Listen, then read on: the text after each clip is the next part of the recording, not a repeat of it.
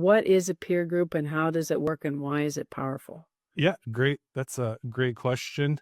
So peer groups, I mean, they've come by a lot of different ways. Um, people call them masterminds now, peer groups. I really discovered them, almost 3 or 4 years ago, when I was kind of going through my own journey of personal growth, just looking for people around me.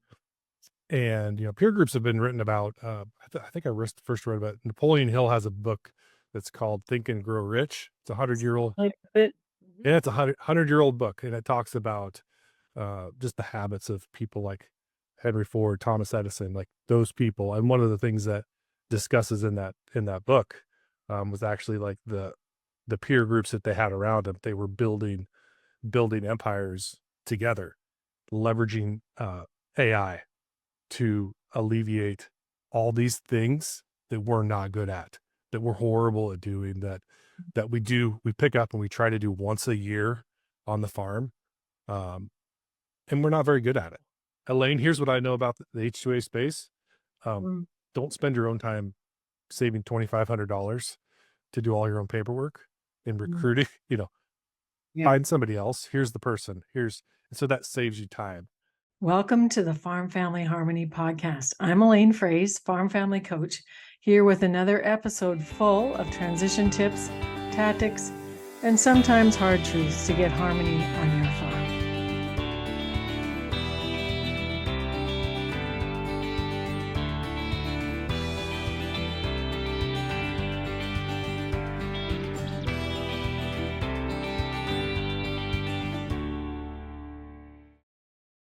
Hi there, folks. Welcome to another episode of Farm Family Harmony podcast. I'm your host, Elaine Froese, and I'm really excited today to have a very interesting and fun guest for you. His name is Matt Boos, and Boos is spelled Boos, just like I have issues with phrase, and I spell it Phrase when I'm introduced at a live speaking event. Regardless, we'll get over the fact that our names are difficult to pronounce sometimes, but we're glad you're here. And the reason I'm glad you're here today, listening to this, is because I want you to know that you are not alone. And very often when we do farm family transition coaching, people say, "Oh, Elaine, it feels so good to talk. I thought nobody else was having the same challenges or issues that I was." And so, Matt, let's just dive in. And the theme for us today is how to find a new peer group or a new group of people to relate in agriculture.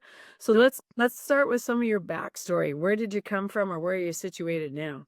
So I live in Sioux Falls, South Dakota.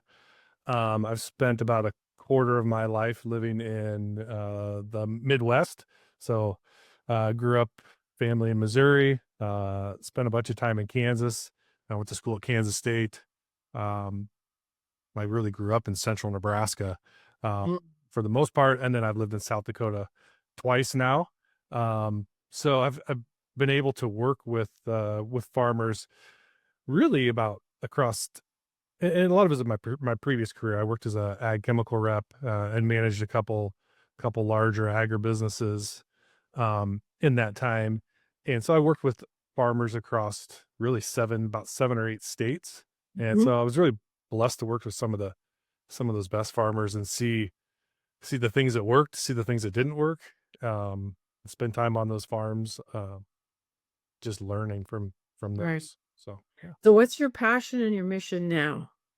Really my passion is, and what I'm really skilled at is, I've got really good, I can see things, I have really good vision, and mission, what I really wanted to do when I did this job, jumped into it, is I wanted to bring a little bit more positivity to the space. To the mindset of agriculture? Yes. And selfishly, I worked with certain farms that I walked away from energized, positive, and I would thought like I have one to two ways to go in my career. Either I go somewhere else, find another occupation, or I find more people that I want to be around that are positive, and I can bring some of that that positivity to a space that's can often be negative. And, but at the same time, it's such a great occupation. And so just bringing some more of that, maybe community to the process, and positivity. So, yeah. Okay. So part of the way that you're doing that is through peer groups. And you and I Yeah. talked earlier that peer groups can be a very powerful thing. So what is a peer group and how does it work and why is it powerful? Yeah. Great. That's a great question. Um, so peer groups, I mean, they've come by a lot of different ways. Um, people call them masterminds now, peer groups.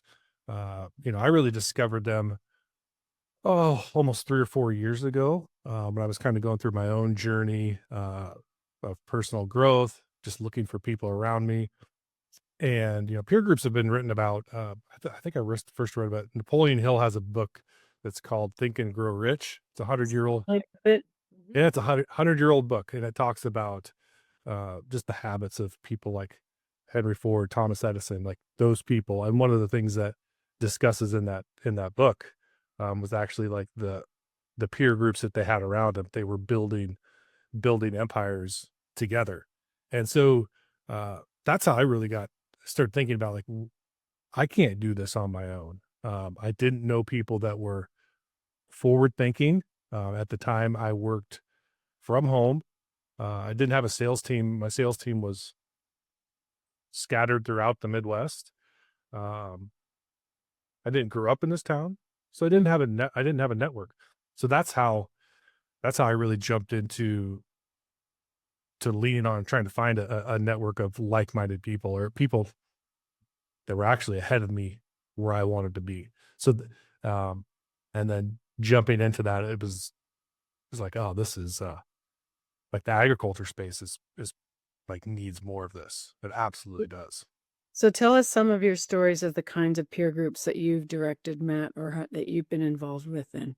Yeah. So, I mean, the one, uh, that I'm in,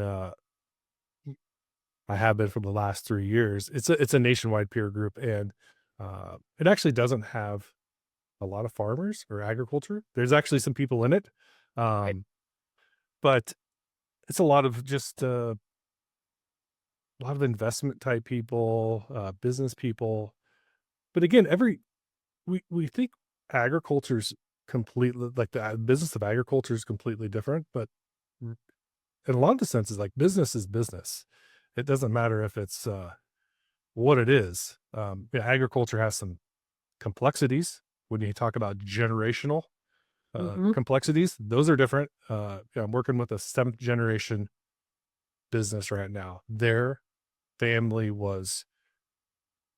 came into existence before the state they were in was in the union. Like that's Yeah. hard for most people to realize, They have, like to wrap their heads around. Um, and then just the ruralness of agriculture too. That is, isolation. isolation, and it's a commodity based business. Like we're often competing against our neighbors. That's the So I think you've got lots of stories and you yeah. talked earlier about failures and successes. So give some examples of things that you've learned from the failures and how the successes have sort of unfolded. Yeah, so one of the successes of like a peer group, I wrote down a couple of the just good stories, like a monetary success that I watched happen. I had a friend of mine that was, we were in a small group and he was discussing, he has some real estate assets, and, uh, the group pressed him on like what he was charging for his real estate, like his rental rates, and he's like, "I think you're undervalued." He's like, "I know I am." He's like, and so they pressed him some more on that and said, like, "Why are you? Do you provide a great value? Do you provide a great value to your customers?" And he's like, "Yes, I'm fully rented. I've um, on and on."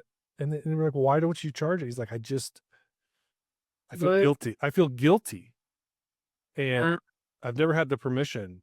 So there was other people in there. It said, like, you have the permission from us. mm, Pretty much that you're providing value to others. Like you should what can you do with that extra money? Like what Well, what value could you give? right. And I just want to add to that, Matt, and what you're saying. Let's have a fair exchange of value. Exactly.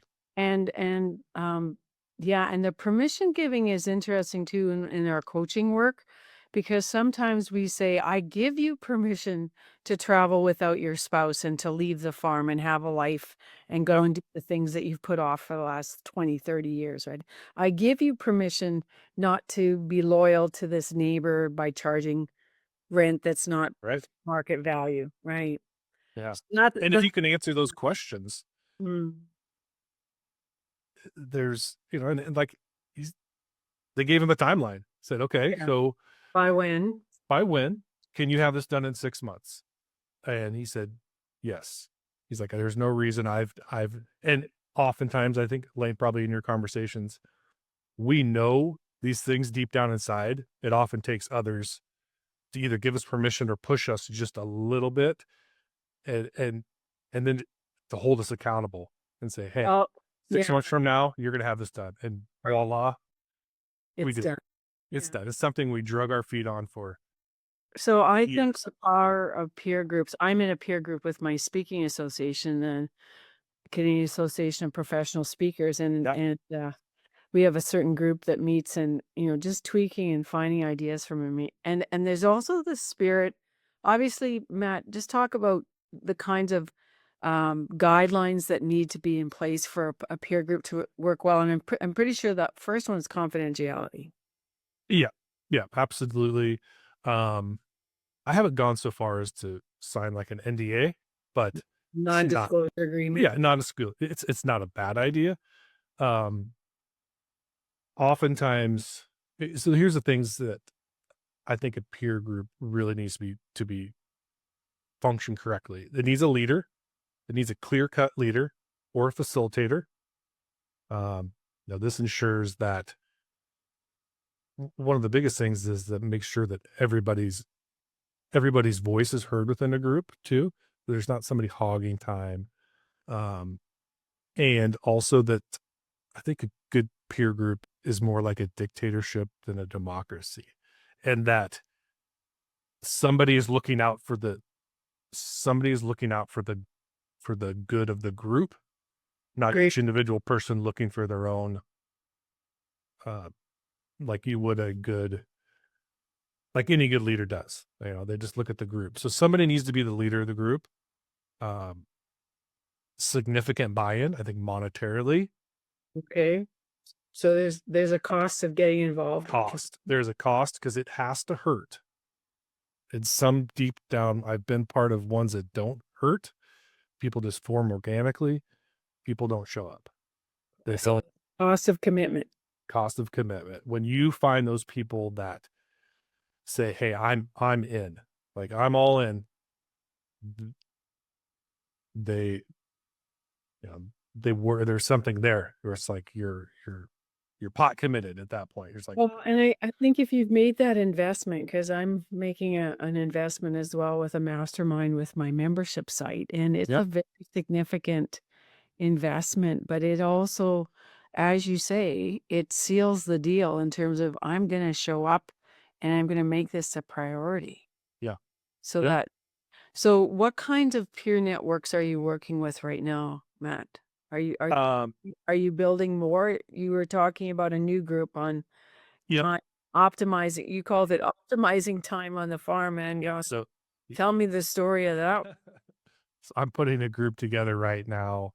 And it started on this journey of, I knew what I wanted to do, and I met a few people that I knew would be the people. A correct peer group too has to have people that are in similar paths. It doesn't do anybody good in the group to have somebody who's 10 steps ahead of the other people in the group, Okay. or vice versa. It just doesn't. There's not a lot of value. So you have to have similar stages and paths. But the things that really I saw that I was just on a phone call this morning with a gentleman here in Western North Dakota. And he was talking about, we were talking about H2A, like he was getting his first H2A employees and Right. talking about some of the frustrations he had right now of, he was going through, the things that he was frustrated with were employee, compensation. Didn't know if that was fair. He was doing employee reviews. There's one other thing. And he's like, I just hate all the administrative side of this. Like, I'm good at da da da. Like, I just don't have time to do this. And I don't want to have time to do this. I don't have time. And I said, you're like everybody else I've talked to. No one has. I said, do you have more opportunities than you have time? And he was like, I absolutely do. He's like, if I had 20 more hours a week, like what could you do? And so, yeah, the thing right now, there's really to look at this, and this is my opinion, but to grow a business right now, you're going to have to, you're going to have the ability to scale. And that means managing your labor. That means you're going to have to manage your own management skills on the farm. And it might be a little bit far out there, but I've really gone down this deep rabbit hole of leveraging AI to alleviate all these things that we're not good at, that we're horrible at doing, that we pick up and we try to do once a year on the farm. And we're not very good at it. So I'm guilty of it too. I always had those tasks that I had to do not repeatedly. We work in a seasonal, we have one growing season a year in agriculture. So a lot of the tasks we come across, we do once a year. We're not skilled at them. No one's taught us how to do them. And they're a time suck, and more so an energy suck. And artificial intelligence will solve a lot of those problems. As long as you know how to use it properly. If you know how to use it properly and you are the thought leader to utilize that might be like, if you're the thought leader, which most of us are, like we know we're not asking it to do stuff for us. We're putting the confines together. It's an amazing, amazing tool. So, and I'm just scratching the surface of like, what are the possibilities of this tool? There's no reason that, there's just so much we can do with it that we haven't done in the past. I was just looking through Dick Whitman's, workbook yesterday of like all the things. Oh, you've probably looked at that book. I know you have. You quoted it. Yeah. Yes. Licensed by Dick Whitman as well. Yeah. And I'm like, you could take, before you would have had to have found somebody to help you work through these processes. It's like, now you can basically have think of like the ability of having Elaine, Dick Whitman, Lance Woodbury, all those people sitting around you 24/7, 365, and having their brain power when you want to do something, saying, oh, how would I do that? Here's some scenarios I can run. I've always wanted to. All those things are possibilities now, and so that is one of the big tools I see going forward to alleviating all those tasks that we're really not great at. And like, software companies are working on this right now. I was contacted by a company in Massachusetts that's working on something and wanted to know like the pain points of farmers so there's been affected too. Yeah. So this is coming. And so the opportunity, 2 to 5 years, this is going to be mainstream. The opportunity, just like anything, is staying ahead of that. So So if there's a younger farmer or early adopter, regardless of what age they are listening to this, first of all, we should give a shout out to Dick Whitman. He's one of our favorite consultants from Idaho and has a great farm management binder, Yeah. a digital workbook called Farm Management Binder. You can find it at Whitman, WITTMAN consulting.com. And I've been licensed by him for a long, long time, and I use his compensation worksheets all the time to help people understand, is there a fair exchange of value for how these young farmers are being compensated when they come back to the farm.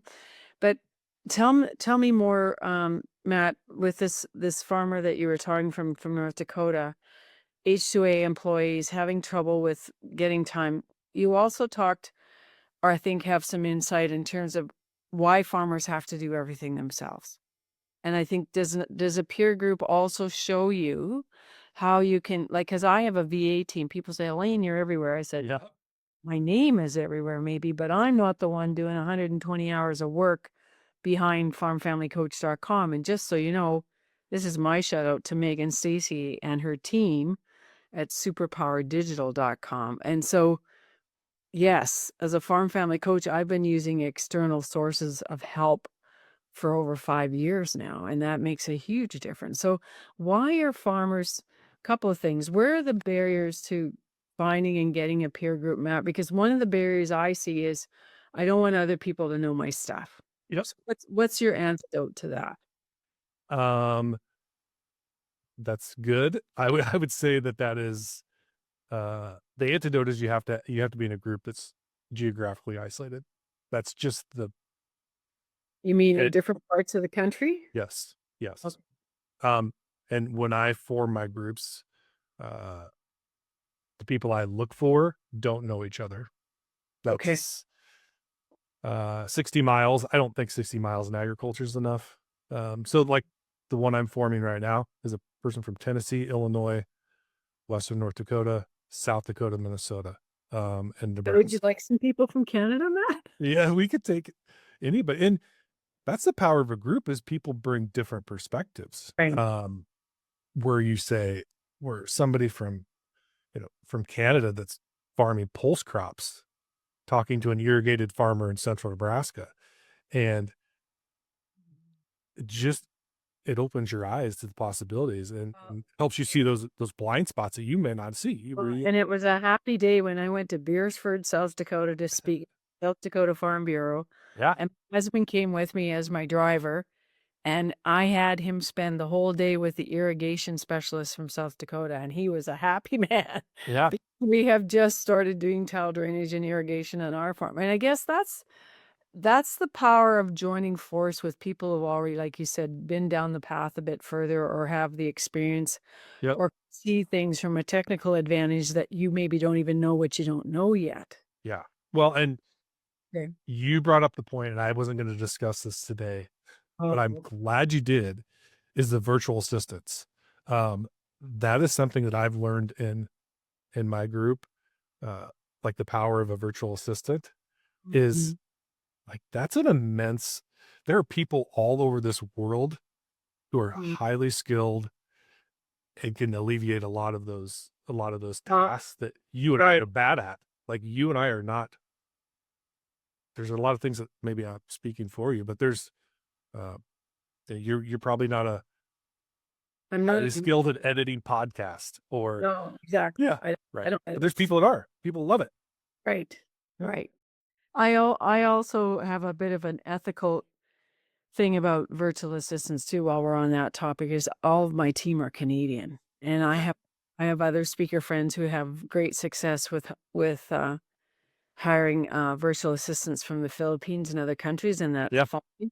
And just for people even just wanting to start dabbling in this, Fiverr.com and Workforce, just Google virtual assistants online, and you can start very small and find all kinds of opportunity for that to happen. So one of the resistance is the confidentiality piece, I think. Yeah. You're looking for people from groups from different parts. I used to do some coaching with what's now called Uncommon Farms. Yep. I have sat in on their peer networking group, Ranching for Profit. A shout out to them too. They're great networkers and collaborators with the work we do. Ranching for Profit uses their executive link boards that they're called. Yeah. Jerry Becker up here in Canada from Backswath. He has peer groups that he's formed. Rob Syke with the Power Farmers. These are the men and women who are like farming 40,000 acres, and they think Right. that the game of numbers. But Yep. the interesting thing to me is the culture around peer groups. I think, Matt, has to be, we care about the success of all, and Yep. no tall poppy syndrome here. So in Australia, the saying is the tall poppy syndrome's happening, which means the people who are successful get cut off, okay, because of the tall poppies Yeah. that stand out. So how do people find you if they want to get involved with one of your peer networks or help you? Like, is this your new career now, is actually going to formulate all kinds of peer groups, and how do you show up as support for them? So I'm going to answer that two ways. Okay. The first is, when you talk about peer groups, is leading those with the value first. Okay. Providing others value before you look for anything in return, I think is kind of what you were mentioning. Yeah, giving and sharing and growing. Giving with nothing expected in return is a powerful thing to do in this world. Well, it's called the Law of Reciprocity. It actually has a name. Okay, there you go. So, and I find that the more successful people become in this world, they realize that whether it's the universe working in their favor, what it is, it's like the more value they give to others, the more comes back to them, the more abundance comes back to them. And in a proper peer group, you lead with value to others first. You say, how do I provide value to you? Nothing in return. Normal society. I know when I got it, somebody provides me value. Sometimes I'm like, okay, what's the ask?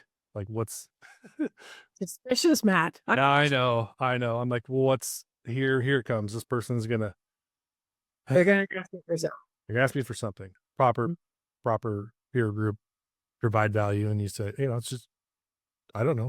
Sometime this will come back to me. Might not be with you. Yeah, and we have a lot of books, and one of the books I read is called Givers and Takers. So I'll have to look up the author, but the whole thesis of his book is you're going to go way farther, way faster by being a giver without expectation. Yep. Deliver value. And people say, "Oh, Elaine, I can't believe you give your cell phone number to everybody." And I said, "Well, why wouldn't I?" Yeah. Right? Because you're there to serve and you're there to help. Yeah. Okay. No. And so your second question is how people can find me, or is this my only work I do? The answer is no. I do a little bit of this. This is about half of what I do. I do some one-on-one consulting too. And really those things are built on growing diversified revenue streams on the farm. So That's a good idea. yeah. And so those are, I work with just a handful of people on those, but those are taking mostly existing diversified revenue streams and really amplifying those, putting as a plan in place to Like scaling them. Yeah. Farms, that's one of the keys going forward. And the beauty of it is a lot of farms already have these diversified income streams. They've just never been, they've never been amped up. They've never had the coals poured to them. But yeah, the peer groups is such a powerful tool. It just can't be. So do you how many peer groups are you sitting in on it? Are you leading them? Are you facilitating? What is your role? So I am part of two of them that I facilitate, or two that I'm facilitating, one that I'm a part of, a member, and yes. So three right now. One I've been a member of, and then two I'm facilitating. Yep. No, that's good. So you're getting the experience firsthand. Yeah, and that's Nice. that's how I learned a lot of what does and doesn't work, is watching those failures. You know, there's unofficial, what you called the organic peer networks on, I'm just going to say Facebook. And the one Yeah. that saddens me the most is the angst and the venting and the ranting of the farm women's Facebook groups, where there's lots of negativity, and I'm drowning, I'm overwhelmed, I have children, I never see my husband, da da da. Yeah. And I'm not minimizing that, because that is happening in the culture of agriculture, where people are just feeling that they don't have the support in place that they need. Yeah. And so my other curiosity, Matt, is what are you reading or listening to on Audible, or what are your favorite Yeah. podcasts? Like, where do you stay in the lane of positivity? Because at the beginning, we talked about this negative mindset. I've been quoted many times to say conflict avoidance and procrastination is killing agriculture. So when we apply that to peer network groups, why are people not doing this? Why are they not joining a group that will help them get further faster and get a really good value on seeing how they can shift their mindset to make stuff happen in their business? Yeah. So that's a great question, is why um other sectors have adopted these things way Right. more, way more. Um, you get into financial planning, real estate. These are commonplace. Right. Um, People almost wouldn't think. And also, when you talk to people in business, uh, like I joke about the movie Fight Club. Like, it's the one thing, like peer groups are like Fight Club. Like, we don't talk about it. Like, people who are in these groups often don't know how to outside of agriculture, don't know how to convey the message to others who may not be involved with them, what they are. They're like a secret society. But oftentimes you talk to people that are highly successful uh, in this world. They'll say, "Oh yeah, you ask the right questions." They'll say, "Yes, I had a small group that I met with, da da da." Just quietly, um, You're very humble. very humble, but it's also hard to describe to others. So Mm. on what a peer group is, or what the magic is in a group, uh, so Well, you also called it by another name. You also called it a mastermind, and yeah, that's what our membership site has, is yeah. mastermind as well. And my speaker group has a mastermind, and I would say anywhere outside of agriculture, most people will call them a mastermind these days. Um, Agriculture still calls them peer groups. right. So if you're looking for uh, just different words for different things, but yeah. So I'm sorry, my voice is croaking a bit here. My curiosity Mhm. is, people need to make money. You talked about diving deeper and tweaking the diversified income streams to get better revenue on your farm, which Yeah. yeah, Matt, show me how to do that. The thing that I come across a lot with speaking to women in agriculture is, show me how I can have more time currency. Yeah.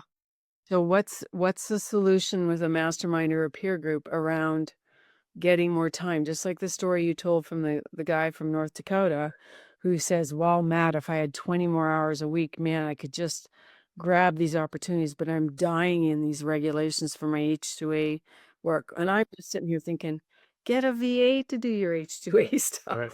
Right. Or ask others in your group who How has dealt, how they deal with it. Right? Can you pay somebody from their team to do yours? Yeah.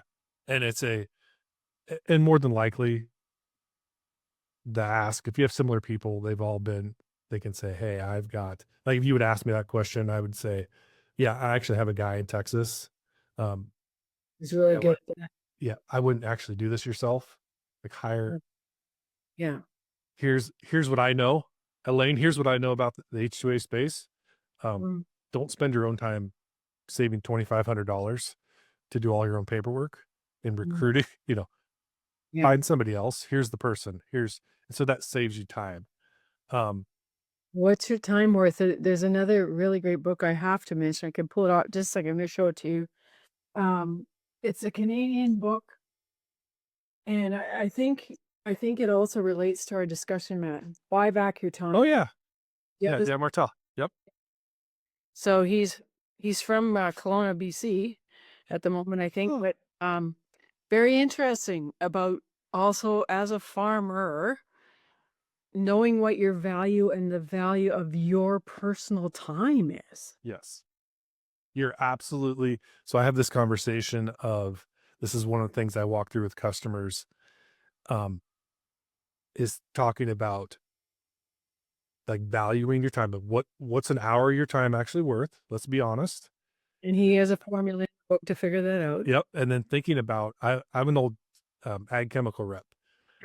I love the analogy. I'm like, when somebody asks you to go to town for lunch, let's value that time. So you're going to drive there for an hour. You're going to drive back. You're probably making,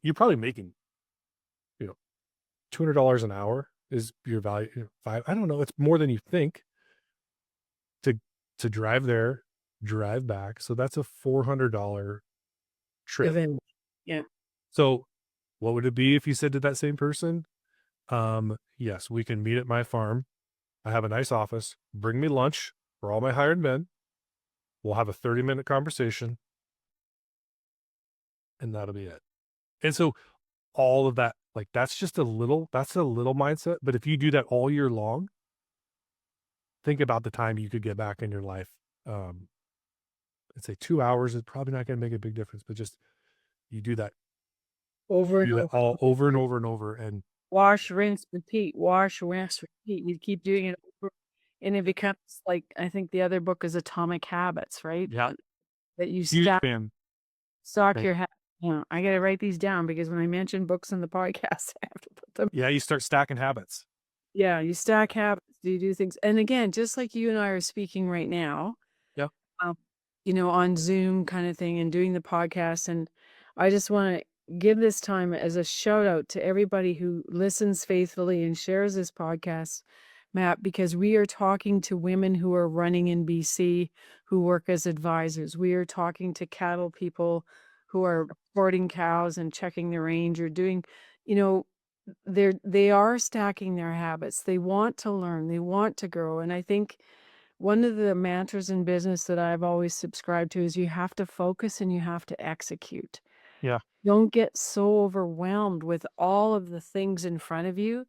But when you have a peer group or a mastermind, you have other people mirroring back and say, Elaine, why are you doing that? You don't like to do that. Right. And so you get really good questions. And I remember from my time with Uncommon Farms and being in some of their peer networking sessions, like they were literally spreading out their spreadsheets in front of each other. Now, of course, they do it digitally on their computers, but there was nothing that was off the table. Yeah. And when you have transparency, Matt, I think you're unstoppable. And that's my desire for the farm families listening to this is, what would help you through a peer group to get more financial transparency and benchmarking in your own farm operation so that you had data and say, well, in Tennessee, they do it like this, or in Iowa, they do it like this, but you should talk to Matt because he knows tons of people in South Dakota, Yeah. or the guy in Texas that you just mentioned, right? Yeah. And that's what I want this podcast to be too, is a connector for agriculture to say things cannot stay the same. Yeah. Yeah. And so when you talked about mirroring, like your group mirroring back to you, I was on a call with the group I'm involved in yesterday, and I was walking through, we call it a one sheet. It's like a yearly goals. And one of mine was to become a better, my overall goal is to become a better family leader. Good show. And so one of my 3 goals was in my personal growth and development. And, I had on there, I play the banjo. So Oh, fun. I love that. I play the banjo. So that was one of my personal growth. I wanted to play the banjo. I've been doing it for a few years, every 48 hours. And the guy in my group, he said, Matt, you want to do this stuff, but he's like, this is time in your life, is that banjo going to get you any closer to being a better family leader? And so that's the mirroring that came back to me. I said, you're right. My personal development bucket, I have nothing on there that is going to drive me to be a better family leader. So Tim said, here is a podcast to listen to. This is the person you need to listen to. Yeah. You have 15 minutes to work every day. Let's do that. That is your, that's your Personal K, development. that's your KPI. Yeah. That's your KPI. You got to stop talking in letters. Sorry. Performance indicator. That's it. Like there's a season for the banjo. It doesn't align with what you want to do. So, but I would disagree because I enjoyed Mac McCorkadell playing the banjo at our campfires way back in 1973, before many of our listeners were even born. But I was a camp counselor then, and also a kitchen assistant. So I love music, but there's also therapy in music, Matt. Yeah. And so I just listened to a podcast this morning, which is my spiritual director, who's Susie Larson at myfaithradio.com. And it's the Susie Larson live podcast. I listen to it while I'm on my treadmill. And she was talking about, with her guest, Bob Goff, or Goff was his last name anyway. He has a new book out on whimsy. So if you're a happy father or a happy husband and you're playing your banjo and that gives you joy, 15 minutes of joy every 48 hours is gonna infuse you with having your bucket full on the personal side. The more people can take away from you on the business side. Yeah. So I get really Irish about these things because people think that business has to come first. And Nito Cobain, who's a famous with High Point University, is a speaker from the US. He has this theory called confluence, and confluence means everything feeds into everything else. Yes. Right? So your banjo playing, I think that's great. But the book that's interesting too for family management and being a family leader, one of them is called The Frantic Family by Patrick Lencioni, who's also a management coach. Right? Yep. But he says you need a whiteboard. You need a whiteboard in your kitchen that people can jot down, let's do this for fun and let's celebrate this. And strong families communicate. And so I think that's great that you gave an example, a very minute example that's really important for you personally. Yeah. What happened in your group yesterday? Yeah. It's so I love this conversations of just the things that you talk about, that your business can your personal life, your family life grows at the same rate of your business they have to grow together. Like you can't just let your business grow. It's going to fall apart. Well, I wrote a long time ago, when the farm becomes a monster. Yeah. And I listened to, shout out again to my friends, The Truth About Ag, Evan Shout and Christian Hebert, and they're farming 44,000 acres and buy units of 8,000 acres. But that's not for everybody, but for them, it's numbers, and they love doing it in that fashion. Yep. Let's just pull the curtain back a bit here and say, look, comparison is a joy stealer. So you figure out for your family what works best for you. And you talked about your son, and you have such a short window of time to have your family present with you. And again, it's the culture too, Matt, about how we think, oh, we can't do that because the farm comes first. No. If the family foundation is really strong, the family will pull hard when it needs to pull hard for the farm, but it will also have this beautiful polarity dance, like Barry Johnson talks about.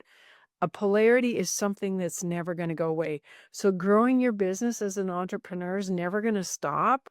Yep. As you decide, I don't want to do this anymore, but it's going to be a dance with, we work, but we also play. So I want you to play the banjo. I love it. It's Oh, stop. I think we're speaking the same language here. It's just it's an amazing space to be in, and just to be around others. But we do, like, one of the things that I think about too is being around people that are farther ahead that you You want to be in those rooms with people that are smart. want to surround yourself with smarter people who are doing amazing things. But the drawback is that you are going to feel, oftentimes you're going to compare yourself to others. Not if you That's choose not to.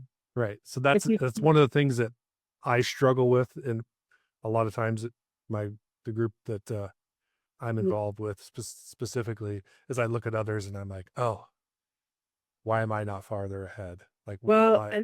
and that would be a lie that you're telling yourself, right? That you're not farther ahead. You have different strengths and different abilities, and um, that's been really helpful for my 20 plus years of being a professional speaker, because the culture in that group is, how can I help you? What do you need? And the other part of that culture, which is so amazing, is everybody's happy for you when you succeed. Right. And I think in agriculture, that's hard. Like being a successful farmer in a small town where you're always being humble or being Yep. under the radar, so to speak, so that people don't really understand all the nuts and bolts of what's really going on. That's hard. Yeah. So maybe that's another podcast, and I'll have to find somebody who could Yeah, I would love to. joy of being successful, Matt, It's not easy. and I celebrating was, each other's success. yes, I just had this conversation with the customer. I said, just remember that I was given this advice. A third of people with your success don't care. A third want you to fail, and a third will be happy for you. Because he was talking about some friends within his local group that when he got more successful, Yeah, they dropped off. he was pretty much kicked out of the tribe. So I said, that's unfortunately that's you've got to surround yourself with more people that are in that third who want to cheer you, Celebrate. who want Yeah. to cheer you on. And how do you find those people? That's what we got to surround ourselves with. Right. So, Matt, how do people find you? Yeah. Check out I have a website, mattbose.com, or send me an email at hello@mattbose.com. And Bose is so mattbose.com is MATTBOOS. Yep. Um, You got it. some of this will see this on video, so that will make sense to them. Yep. Some of you are out in the field getting things ready. Possibly now, this episode will air possibly in April. And again, thank you so much, Matt, for your insights. It was great to get connected to you, and wish you all the best. And just a reminder to folks, this is a very interesting book about time. And Matt's given us a lot of insight today about how a peer network can work for you in ag. So my curiosity is, how are you going to celebrate? How are you going to connect? And how are you going to communicate? Because those are the three characteristics of farm families that have good resiliency, and spring's a coming. So let's not let the farm be a monster. Let's be really specific about the mindset we go into this new season with, and also how we treat one another. Hope to see you next time. Please share this podcast far and wide. Bye for now.